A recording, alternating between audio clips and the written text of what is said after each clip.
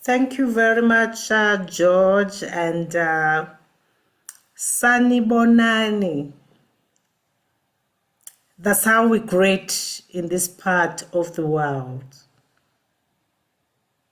That means I see you.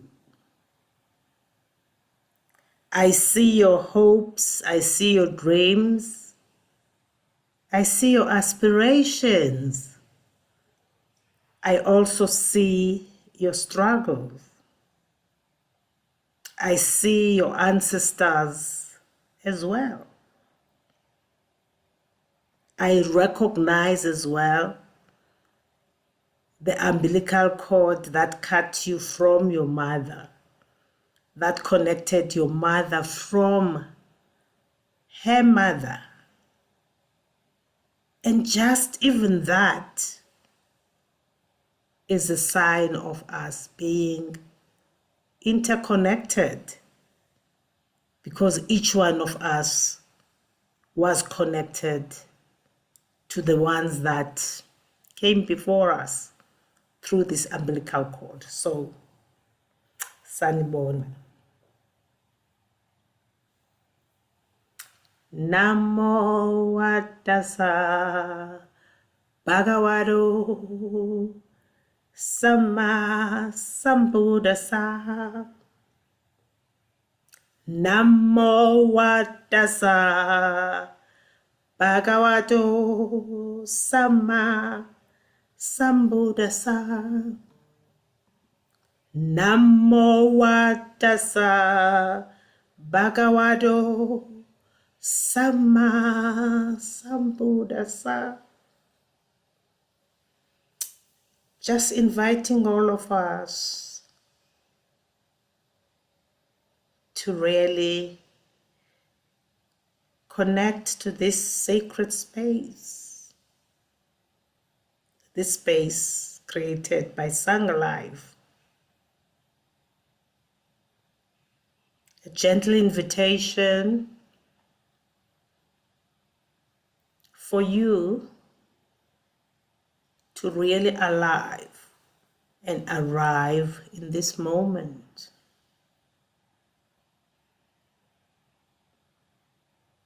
Considering this moment, this present, as a gift. The moment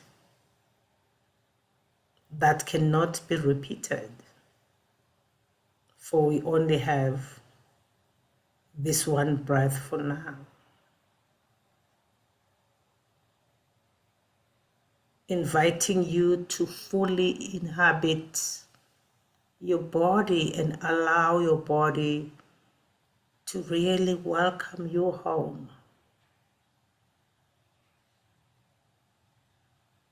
Feeling the soles of her feet touching the floor, and also being aware of the contact between the soles and the shoes you're wearing. And just for this moment, allowing yourself to really pause and become aware of that contact, as if it's the first time you have that awareness of that contact. Pausing into that and really relaxing and allowing Mother Earth to support us. Also inviting you to become aware of the contact between your buttocks and the chair or the surface you're sitting on. Just bringing all your attention to that contact and really feeling it how it is to just have all your attention on that contact. What sensations are coming up for you. Allowing your back to support you, and even imagining each and every vertebrate being stacked nicely together and really giving you this back that's upright, allowing you that noble posture, allowing your shoulders to really drop, and just feeling into how it is from your soles that are touching the floor, your buttocks touching the chair, this upright back and relaxed shoulders. How is it to really have your body really welcoming you and you coming and meeting your body and fully inhabiting this body? Allowing your facial muscles to relax.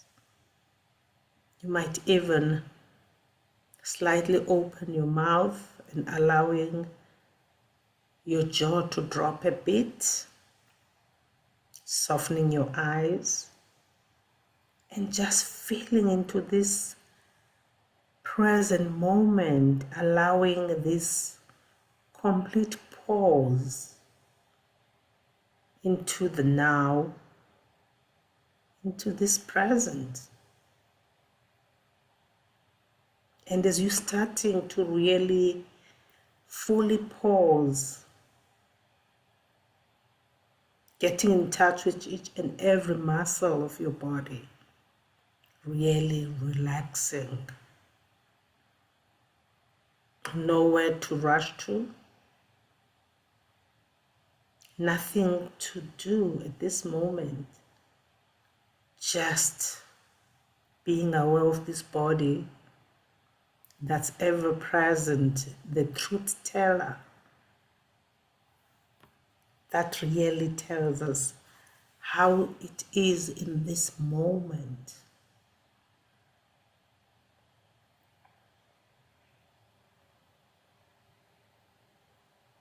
Allowing the breath to connect the mind and the body. If not this breath, then what? Just slowly paying attention to one breath at a time. Being aware as you breathe in, the air as it comes into your nostrils, and as you breathe out, becoming aware of the out breath, caressing your lips, and just feeling that heat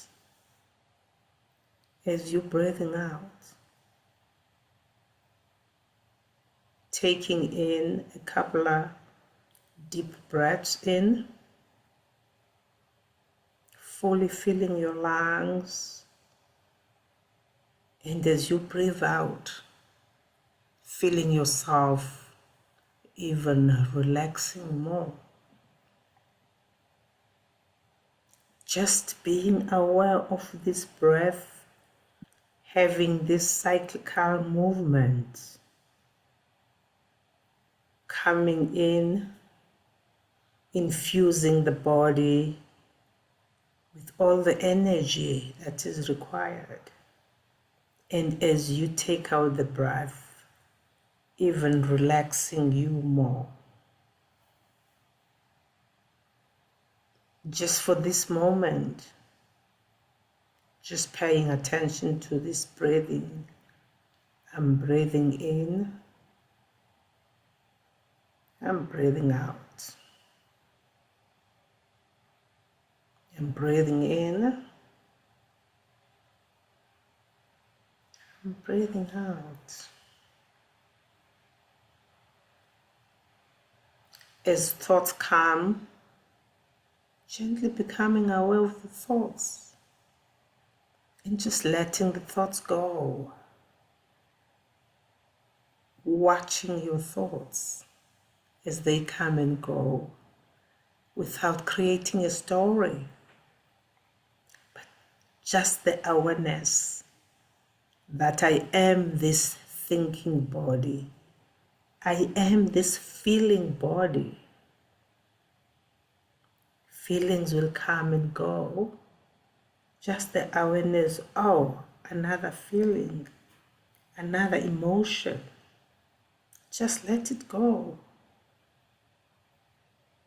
Knowing that thoughts and emotions come and go. That is their nature.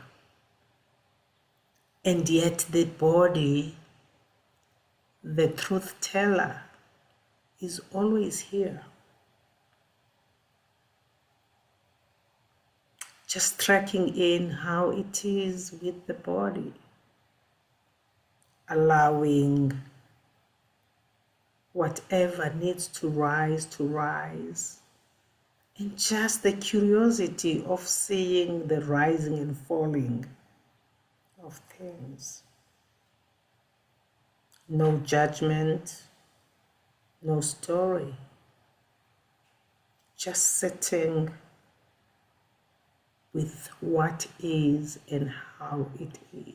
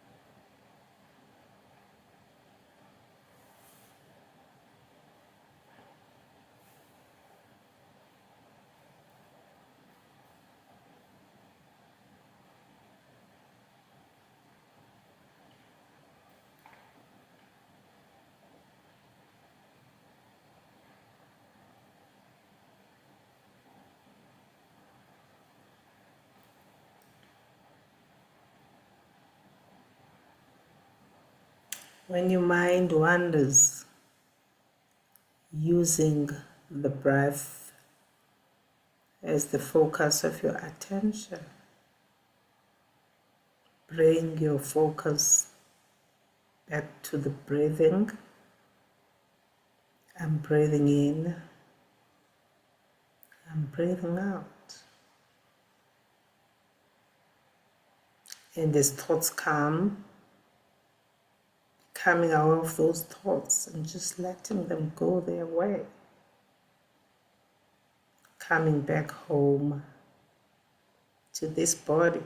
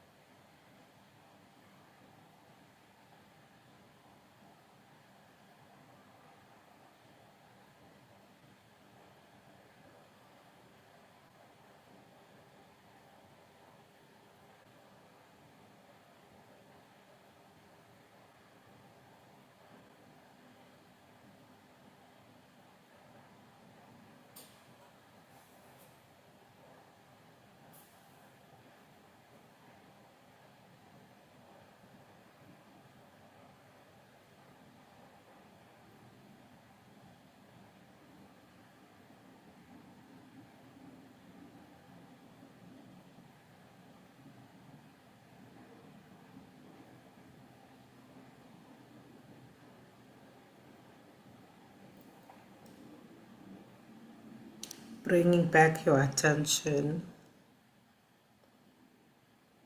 to the breath.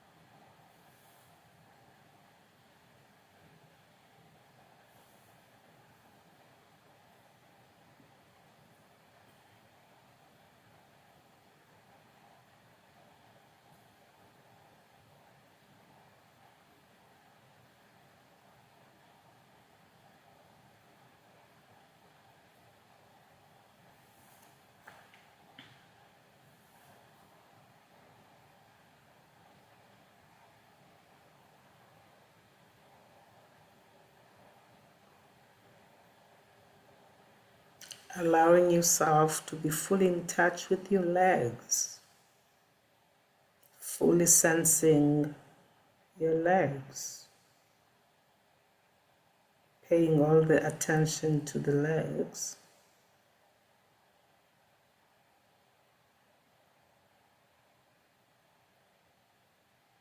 And then focusing on your arms, fully sensing your arms,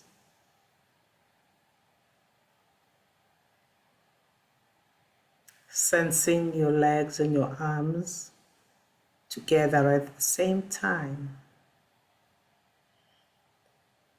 How is it just to be aware of your arms and your legs?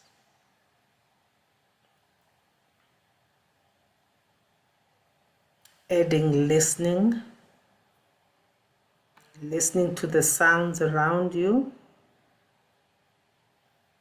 listening to the sound of my voice,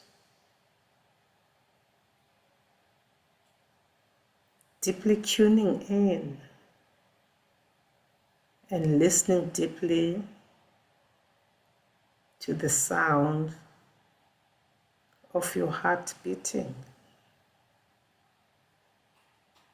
paying attention to the sound of your breath, and slowly opening your eyes, slowly looking up, looking around the room where you're in,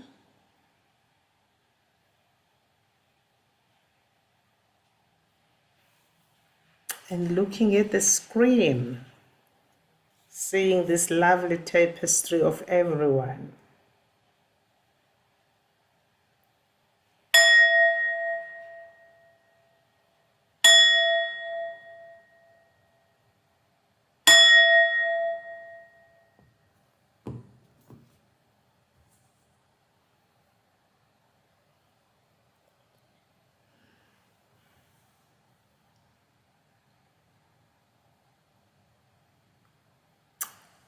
Thank you very much for your practice.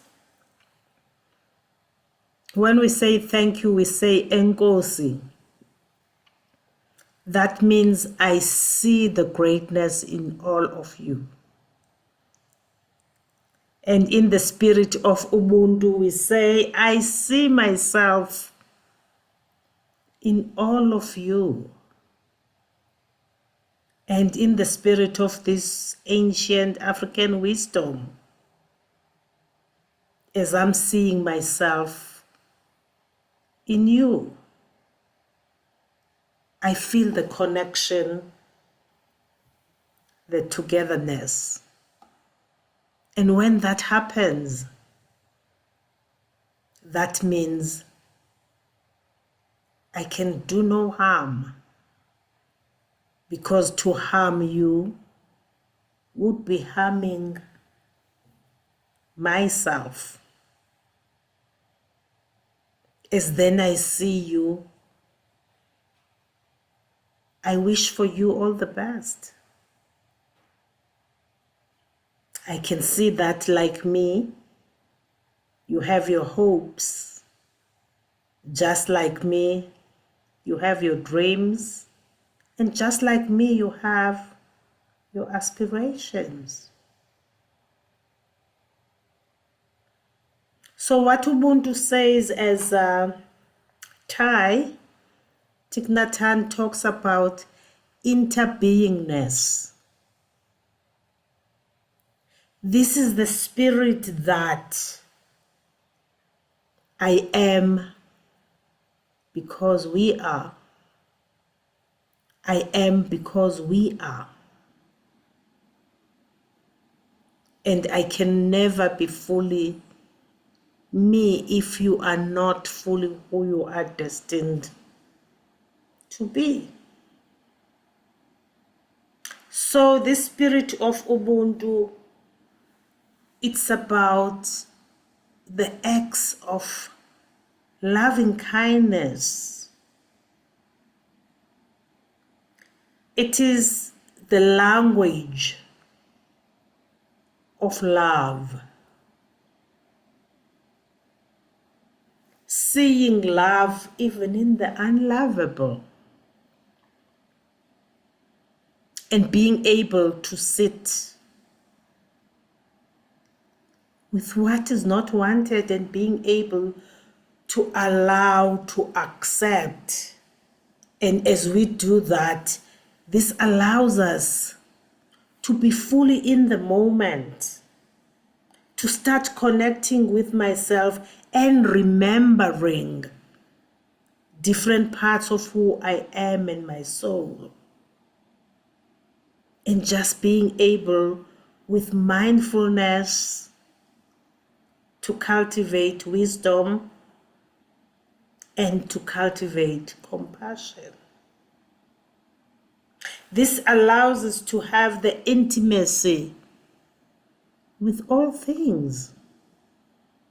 And this starts then to help us to transcend the mystery, to transcend the fallacy of being separate. Because when I see you as separate from me, it's easy for me to dehumanize you and hurt you. So in the spirit of Ubuntu, the spirit of loving kindness, the spirit of karuna, compassion, I find something in you that resembles me, such that you become an extension of who I am. And as I'm thinking about this interconnectedness, I started off our practice with talking about the umbilical cord. In the representation of the African tradition, this is so significant in connecting all of us and connecting us with Mother Nature. When a child is born in Africa, when the umbilical cord falls, this is buried in the ground, connecting the human being to Mother Nature.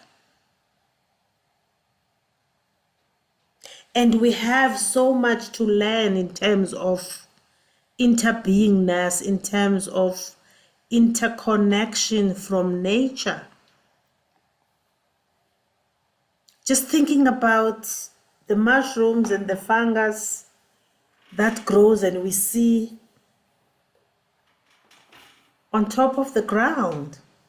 And yet when we look deeper to what we do not see underground, the mycelia of these mushrooms, these fungus, they connect with other plants. They communicate. They share nutrients. And there's no distinction that you are this kind of a plant. But in the spirit of Ubuntu, in the spirit of compassion, in the spirit of loving kindness, Mother Nature has got so much to show us in terms of being connected.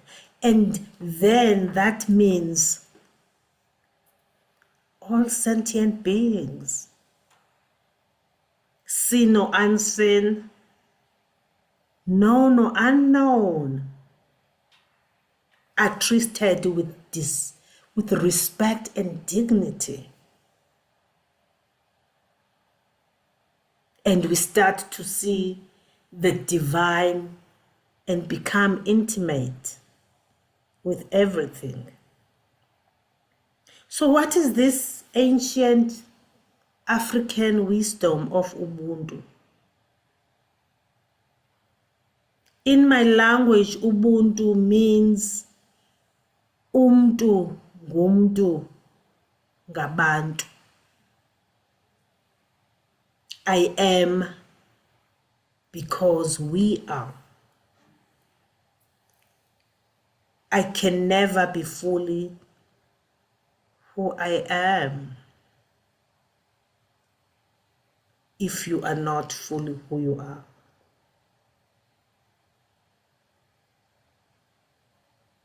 In the words of our late President Nelson Mandela, when he talked about Ubuntu,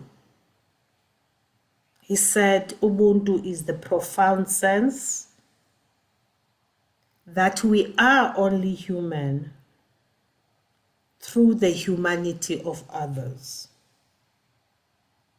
That if we are to accomplish anything in this world, it will in equal measure be due to the work and the achievement of others.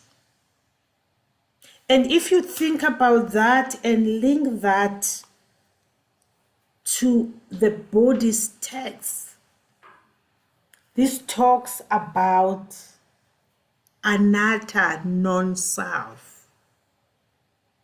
Ubuntu is the practice of anatta. This is not self. This is not me. I am not my emotions. I'm not my thoughts. I'm not this body. And then when we practice mindfulness of the body, this is what helps us to start to attach to this body, to start to realize that this body is an aging body.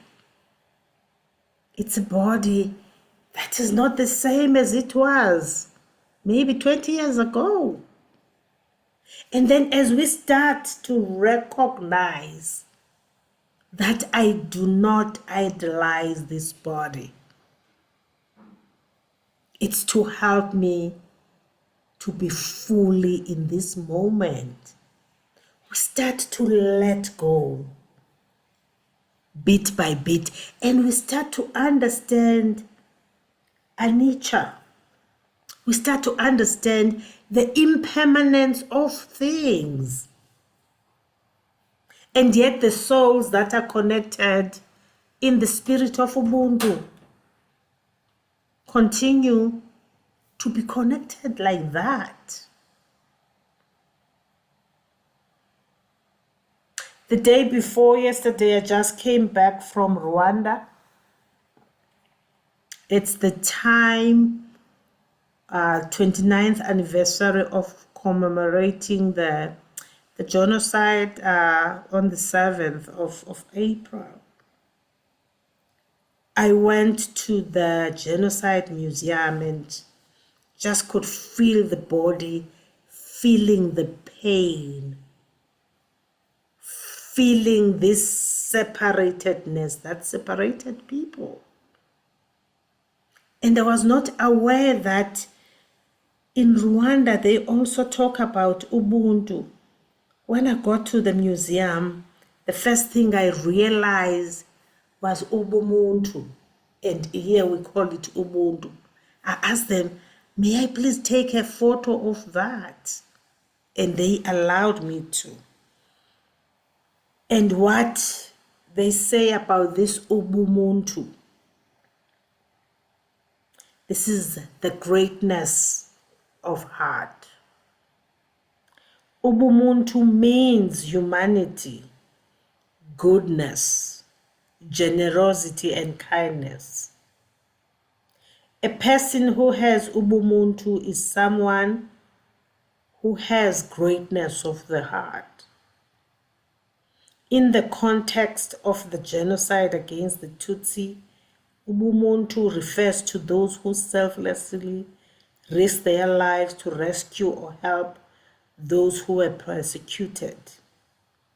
We can all be champions of humanity by standing against division wherever we live. And when we start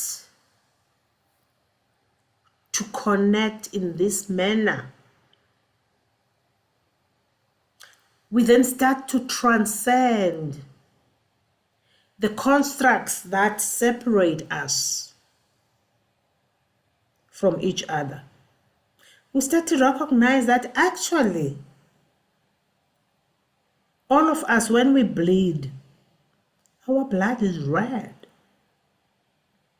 And yet, what we focus mainly on are these things, these constructs that divide us. So if we're looking at the Brahma Viharas, we look at metta. I love to practice the bowing practice at the Kuan Yin Dhammas. And as we practice the bowing, it's laying your all, it's humbling yourself, it's about being of service to others. And that's when we totally forget me, myself, and I.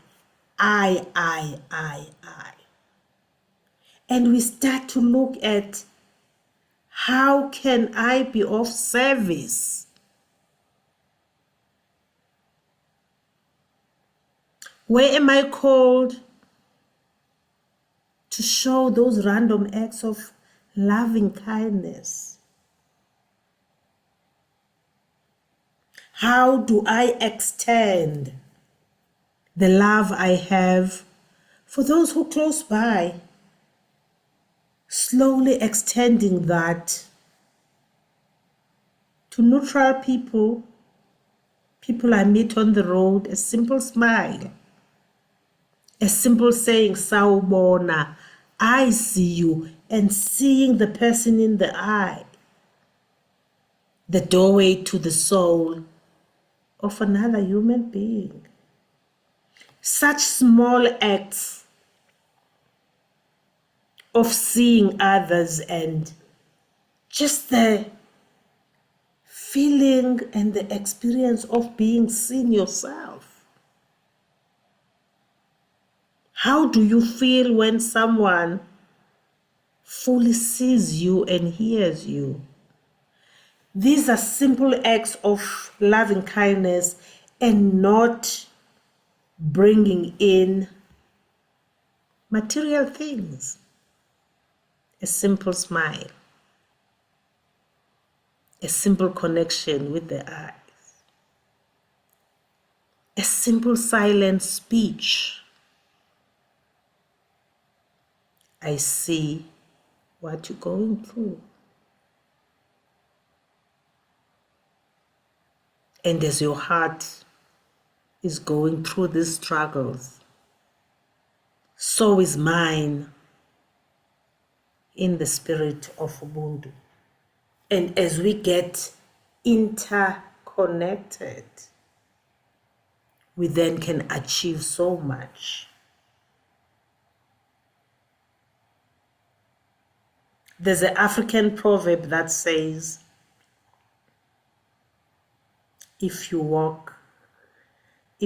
to walk fast, walk alone. If you want to walk far, walk together. So in essence, as we apply Ubuntu, loving kindness and compassion, this allows us that pause that Viktor Frankl talks about. This allows us that nanosecond to pause and become aware. What is the stimuli in the environment?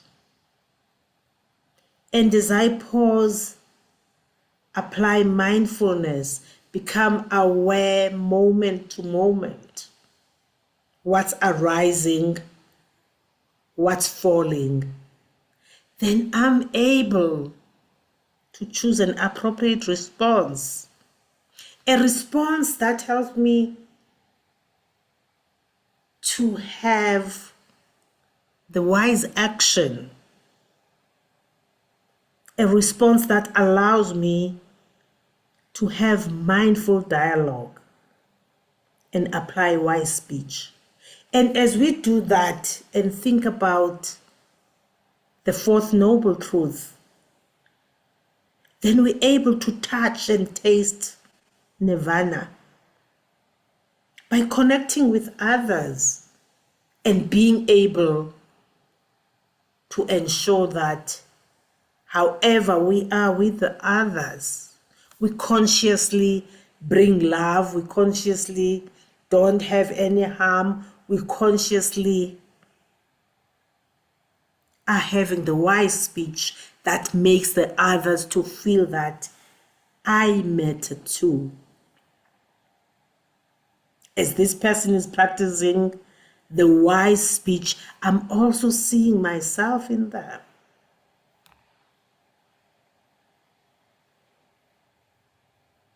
This is an act of allowing yourself to pause and take that breath, the breath of life that is freely given, and knowing that this is the breath that is shared amongst us as human beings.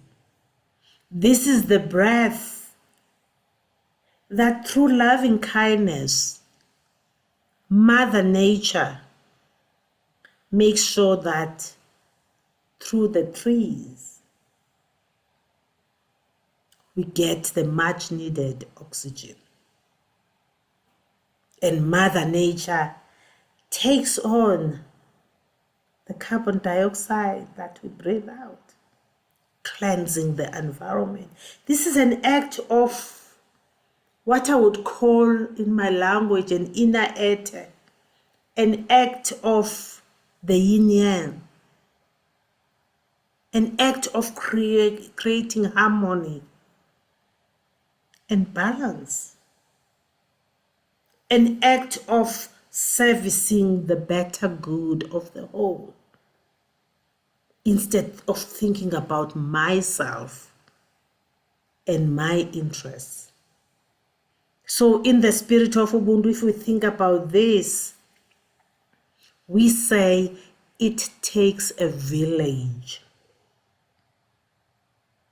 to raise a child.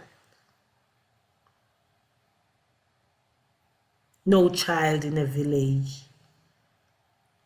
can be hungry because that child does not necessarily just belong to the biological parents.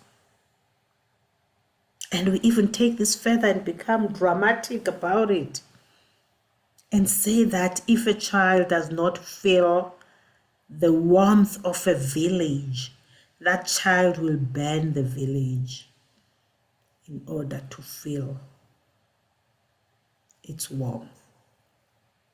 Doesn't have to be that dramatic, but true loving kindness, true compassion, through karuna, through the opening of the heart and the feeling of the heart.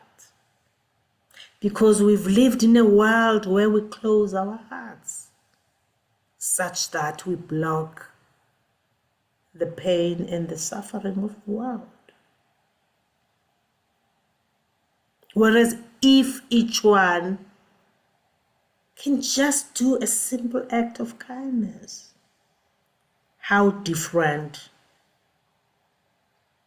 would this planet that we call the Earth be like? And in the spirit of connection, when Nelson Mandela and his comrades were incarcerated, they had a spirit of each one teach one, where they would share information, preparing them when they get out of the prison life and take over this country. And through that interconnectedness, and as we learn together, we even have more that we can come up with in terms of great ideas.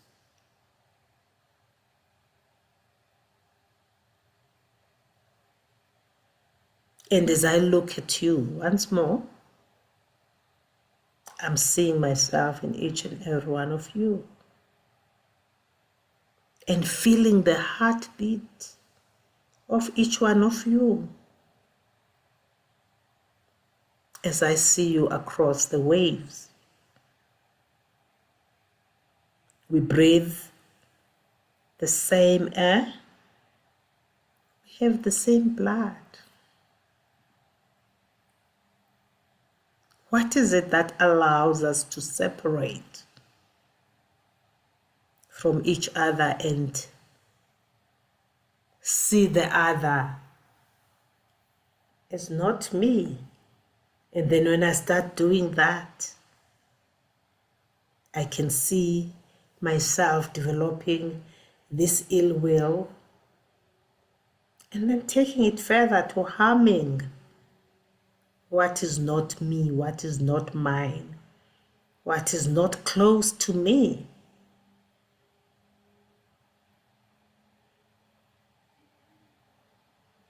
And as we sit with this, an invitation I'd like to invite you to is to really think about a time when you felt seen and fully heard by another person. At your moment when you felt that this is it, and yet someone had compassion, someone could show loving kindness. So inviting you to bring about that experience, fully inhabiting the experience of being seen, of being heard, allowing yourself to fully go back to that experience. As you recall that experience, what are you in touch with in this moment?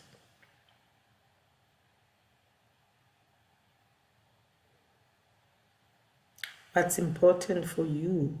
What is that bringing up for you? And what are you noticing in your body? Just staying with that and really being with how it is to be seen and heard.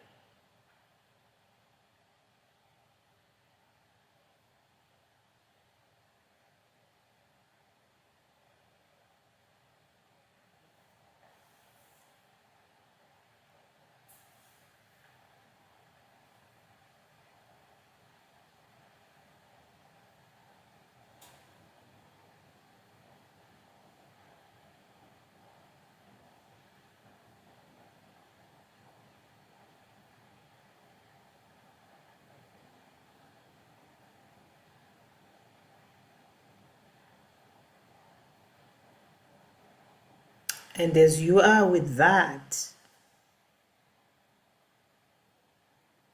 allowing the body to bring up for you an intention as you go about in the world.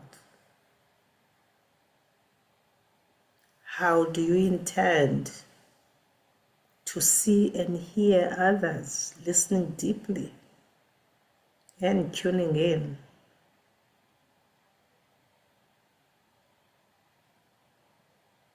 What are you called to be in the service of others?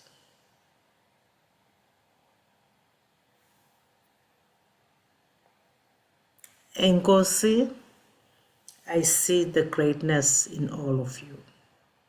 Sanibonani.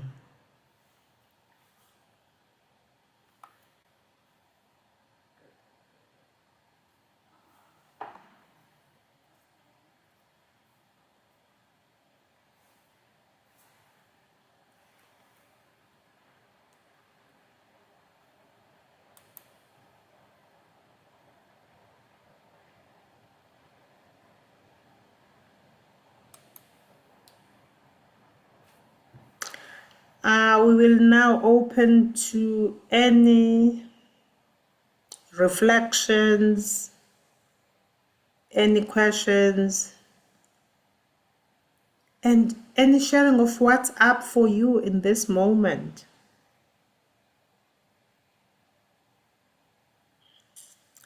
Oh, Lydia is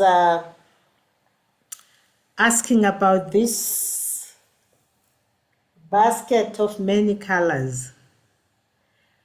This is from the Ndebele tradition, up north, very artistic part of South Africa, and using shapes and to show interconnectedness, and also different colors, very bright colors, to bring about how to be together in a joyful manner. Thank you.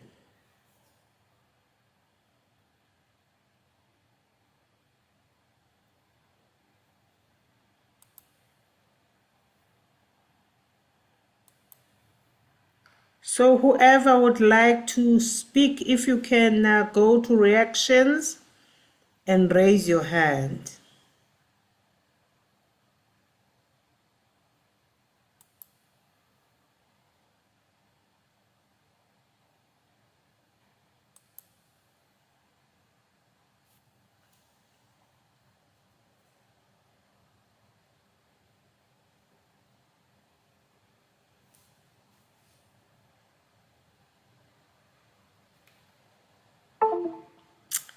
Ellen, please unmute yourself and share.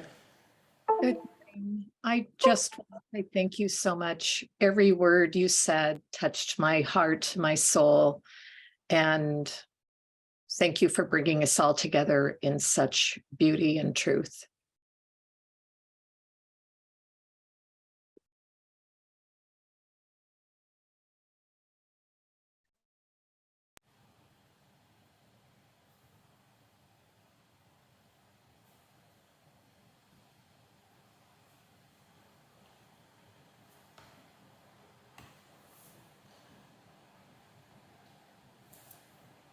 Hetty.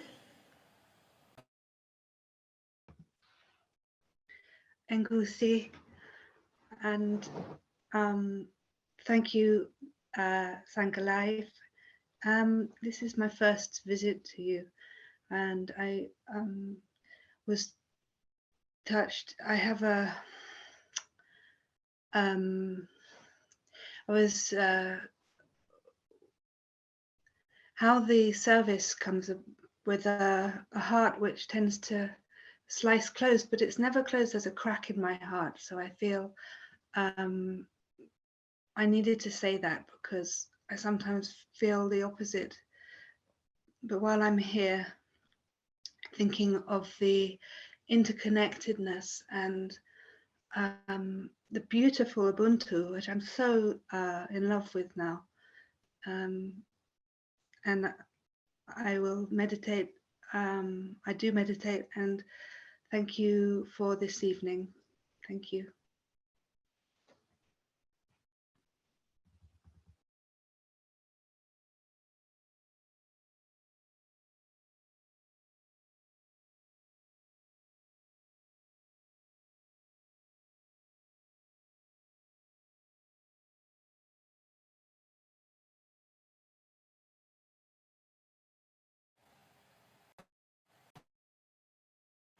Is it Zephyr? Please, if you could unmute. Thank you. Yes, hello. Thank you so much. This was really a wonderful sharing of your practice. It was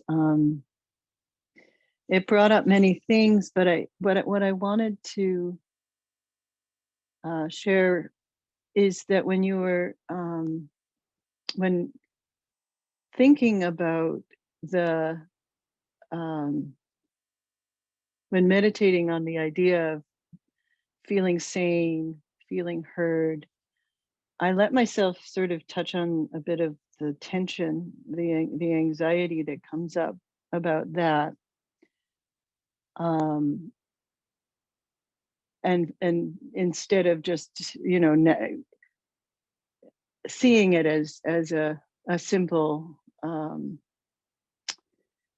experience of relaxation and appreciation for that experience of being seen and heard and sane and safe. There's a tension going into that for some reason, and I allowed myself to sort of look at that.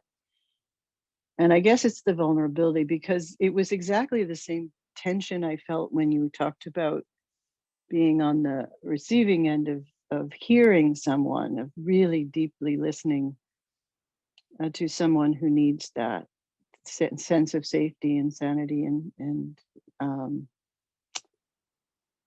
being heard. And that deep listening, that idea of deeply and joyfully showing up to listen, also has a tension of vulnerability to it, of feeling, you know, and I guess I'm working on that, because I get those opportunities to do both every day, and I do see more and more as time goes on this sense of looking forward to it as opposed to feeling anxious beforehand, because once I'm in it, I can be there, but it's that anxious feeling beforehand I think I need to look a little bit at. And I was just wondering if that's something you've experienced. Thank you, Zephyr, for that, and thank you for your practice and the courage of staying with the tension. And my encouragement is to continue with being with that, because what I'm getting is that seems to be actually your practice, and staying with that eases it a bit. And what I like is you not pushing it away or trying to want things to be any other way. Just the curiosity of sitting with that and becoming curious and finding how this changes. Because even in that, that's the teaching of Anicca. How things don't stay the same. Unlike doing what we love to do as human beings, or trying to fix everything. How it is to just sit with that and say, oh, now this tension has moved to here, to here. When I breathe into that, this is what happens. Just that curiosity, as if you meeting each and every experience for the first time. And that's the beauty of this work of actually trying to navigate uncertainty and the unknown with dignity. And as we do that, whatever seemed to be big or to be too much, you start to become, have this joke, have this humor. What was it that I was so fearful of? Thank you. Tina?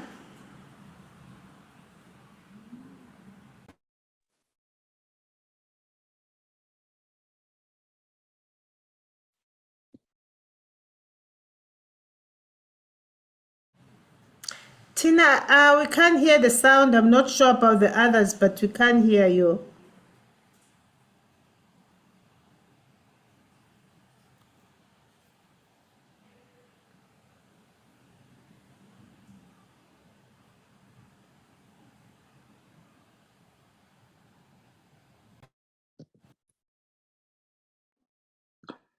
So, Tina, just a suggestion: if you want, you can try to type your question into the chat, and then Nobantu can read it, if that works for you.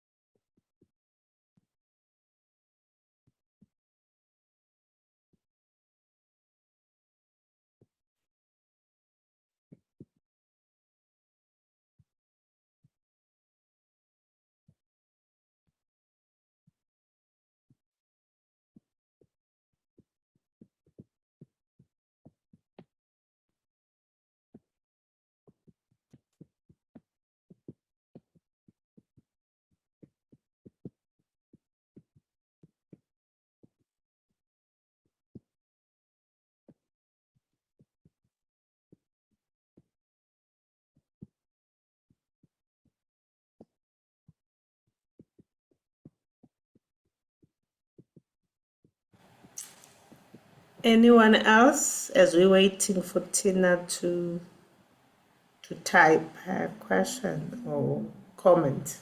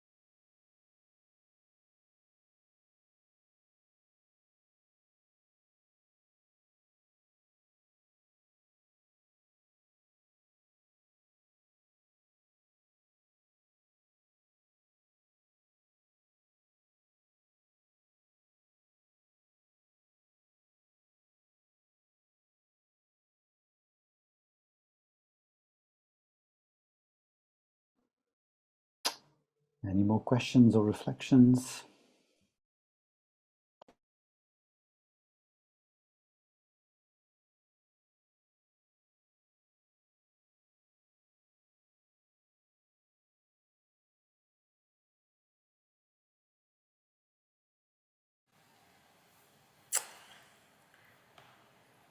Thank you, David, for your question. The question is, how does the Enneagram and the Diamond approach pertain to what I mentioned today? And as I am talking about that, I've just had a blackout. There's a storm. Fortunately, can you hear me? Wonderful.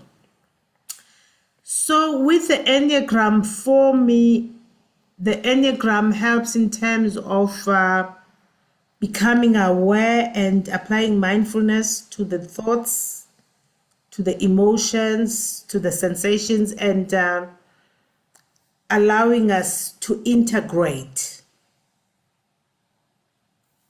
all of who we are and becoming aware of intention and action.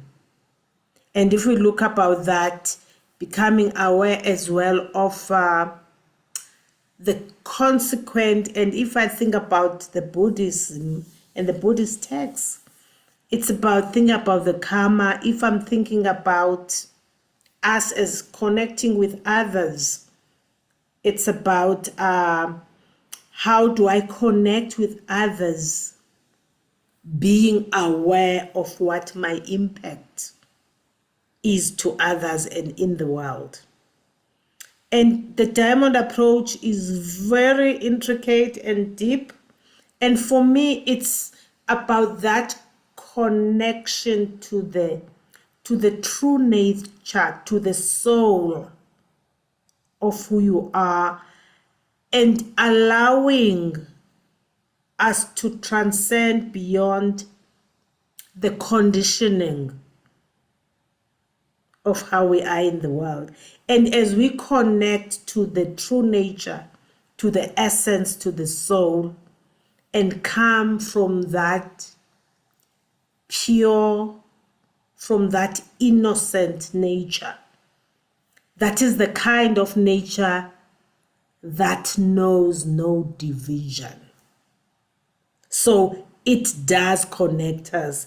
And if I'm thinking about my ancient kind of culture of Ubuntu, it's about that. How do we go back to the basic and not just think about these kind of walls, mortar and brick, but know that behind each and every connection, there is a heartbeat and there is blood that is pumping.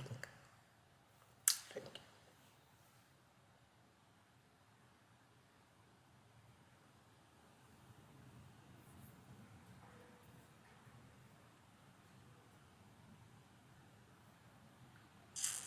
I see there's another question. What is this one saying? Can you help me? You want me to read it to you? It's from Judith. Please. It asks, how do you integrate the teaching of interbeing with abuse or even small emotional blackmail? For if I'm emotionally blackmailed to do something for another, I need to draw a boundary. Thank you. And that's very true. Ubuntu is not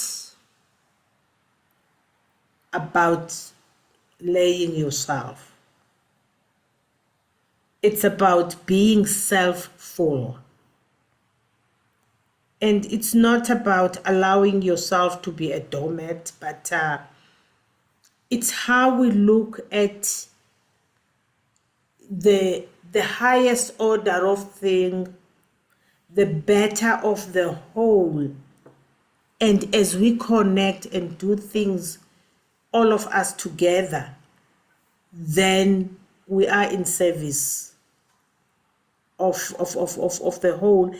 And what happens, for instance, if I think about one tribe in Zambia, the Bapemba tribe, they use this so nicely in terms of integrating everyone in the society. For instance, the culture there in practicing Ubuntu, what they do, if for instance there's someone in the society who is some kind of a menace to the society, a troublemaker, what they would do, they would have this community kind of ritual or a celebration where they would have a circle, and then everyone of the village coming together, and the person who is a troublemaker is in the middle of the circle. And what people do, they look for the goodness in this person. And the young and the old, they come in, they say and point out the goodness that the person has. And after that, there is a feast to celebrate this person instead of focusing on the bad that the person has. And then when people somehow abuse the trust of the community, then there is what is called inkundla, or the traditional kind of courts that would help in terms of teaching the person how to be with others for the service of the good. So it's that kind of a culture that helps others to see the goodness, and which in a sense, I'm thinking about appreciative inquiry, where we apply appreciative inquiry and have this kind of circles of appreciative dialogues amongst each other. And that's where it helps us, because even when things are not working, when there is pain, when people are going through sorrow or people are happy, there's always sing and dance. Singing and dancing together to bring about peace, to relieve the pain, and singing and dancing together to rejoice and celebrate each other.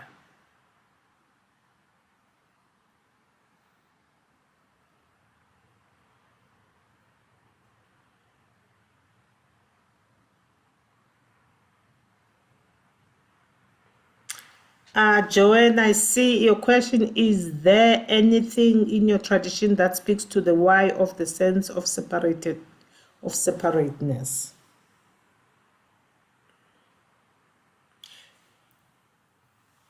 You know, I think more than anything, it's about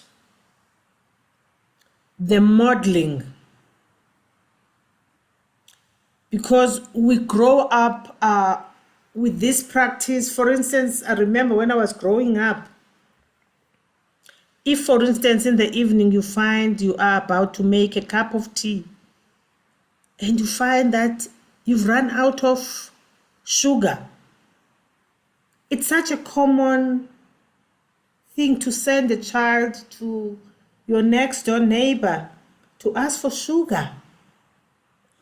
Or for instance, the modeling, another one is there is what we call ilima, where people form these cooperatives that they would be planting together, go to someone's field, plant that field, move to another one.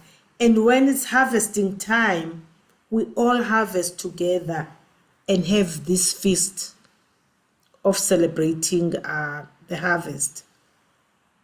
So the why really is looked at how through, for instance, the kind of advancement and through the move towards the cities, people are starting to lose this sense of Ubuntu. And because now we are in these small areas that are not like villages, we start now to identify specific areas as being mine. And then that's when we are starting to see that this spirit of Ubuntu is being eroded. I notice you, Jane, your hand is up. At first I want to say everything you've said really resonates very deeply with me, and I thank you. I'm really curious if you have thoughts on how do we develop that sense of community, village, whatever you want to call it, in America, where I live. You don't see that, and would be so healing and amazing if more of us could come together. Just wondering if you have any thoughts on how to kind of build that or encourage it, I guess. I don't know what words I want to say, but thank you. Really, I wish you good health.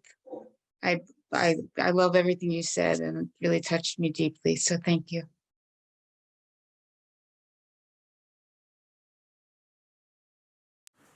I would say, Jane, what I've noticed when I have come to teach or practice in the US, I've noticed some communities starting to form some eco kind of community living, where you find people living together, and at times they would be cooking together.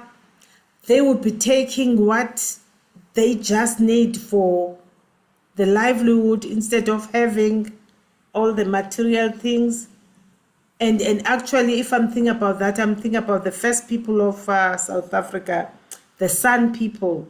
When the San people were hunting, they would hunt and take only what they required to tend to their welfare needs and leave whatever else for others. So I think it's starting as well in small communities, and it's to encourage each other and see what is it that we could learn from this, and what do we want to pass on to the younger generations. Not sure whether I've answered you or not.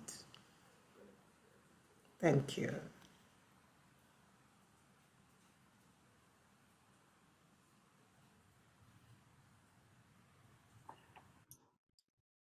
Sophia is asking, could you speak more about I cannot be fully me if we are not fully we are destined to be? How can we be who we are destined to be? For me, if I even think about Bishop Desmond Tutu, when he refers to this Ubuntu, he talks about how Ubuntu is about the goodwill towards others. And where I remember during this, the height of the struggle in South Africa for liberation, there was this way of being that is an injury to one is an injury to all. That's where we take whatever happens to another, this pain is taken collectively, such that when we now bring healing, healing is done in a collective manner. If you're thinking about the truth and the reconciliation process in South Africa, that was exactly around that. How do we, as this nation that has gone through these atrocities, this suffering, how then do we start to heal together? So what then this says is there is a kind of moving away from I-centrism to moving to the we-centrism and looking at whatever we're doing in terms of putting everything together.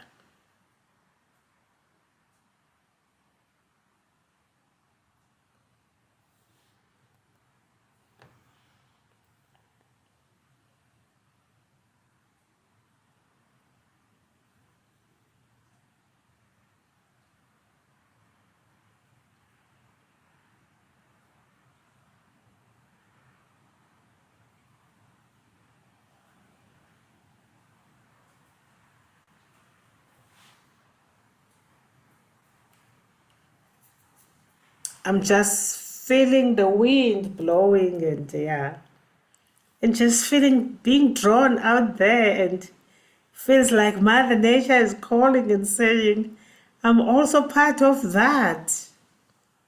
I am that too.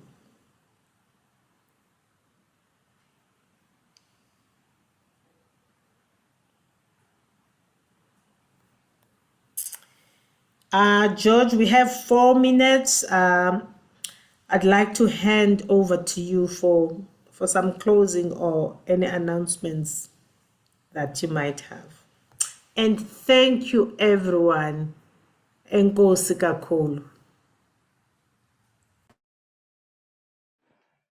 Well, thank you, Nobantu, and thank you all for participating and for being here. I'm just putting some info into the chat. One thing I would like to, because some brand new people in the Sangha Life community here tonight or today, or it's tonight for me in Portugal. It's probably a day for most of you. We have this online going connection within the web page. So if you'd like to connect with us and stay connected, just visit the web page and click on it. There's Sangha for the entire world, and we can. I think of that as a way of taking this momentum into and this practice into a wider kind of space. If we can't be all together physically, and we can from time to time be on a screen, which is good enough. It's one of the good things of tech. Well, at least we can keep on this practice by just relaying to each other. I was listening to Nobantu and to most of your questions, and there were tons and millions of questions coming into my head. And I would like to explore that because there's no time and space here. I was born in Africa, and I can't say I'm an African because I left Africa when I was 7. And I very recently became aware of the violent history in which I was born, and that had an enormous impact on me. So this is a kind of of an inquiry that I've been keeping to myself, and I would like to expand it. So, you know, if you have questions like this, questions about your practice, you'd like to share with other people throughout the world, and just please feel free. And yeah, there's not much more I would like to say. I would just like to thank Nobantu again very much. I know that you've been traveling, and there was this was just in the midst of the traveling and having time to rest and to pause. So this we're deeply grateful for your presence and for your teachings. Deeply grateful for the presence of each and every one of you, and hope that we can see each other again very soon. So if you would like to unmute and say goodbye in your language and say something, please feel free to do that now. Thank you. Peace and love and gratitude to everyone. Thank you so much. Thank you. Thank you. Thank you, Nobantu. Ubuntu. Thank you, George. Thank you, everyone. Go well. Thank you. so much. Right. Thank you so much. Muchas gracias. Buenas Thank you, noches. George, from Laney in near to the Moulin. Oh, Lainey, yeah. Nice to see you. This is great. Thank you. Thank Bye. you all. Bye-bye.